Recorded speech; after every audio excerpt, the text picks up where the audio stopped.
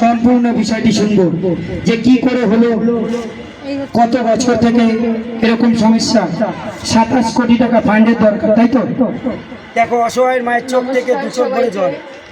নমস্কার সবাইকে। আমার একমাত্র সন্তান দীপায়ন সাহা, ও একটা বিরল রোগে আক্রান্ত। রোগের নাম ডিএমডি, ডুচেন মাস্কুলার ডিস্ট্রফি। এই রোগের কারণে ওর মাংসের কোষগুলো নষ্ট হয়ে যাচ্ছে। ওই একদমই উঠেও দাঁড়াতে পারে না। এখন দিন দিন ও চলার ক্ষমতা হারিয়ে ফেলছে।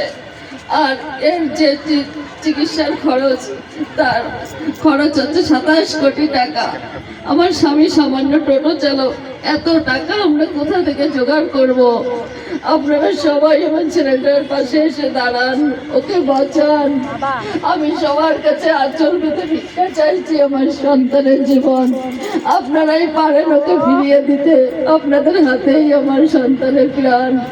আপনারা সবাই একটু এগিয়ে আসেন, ওকে একটু বাঁচান, ওর পাশে থাকেন। ওকে সবাই ওকে একটু বাঁচিয়ে তুলুন। আমি সবার কাছে হাত জোর করে অনুরোধ করছি, আপনারা সবাই আমার সন্তানকে একটু হেল্প করুন।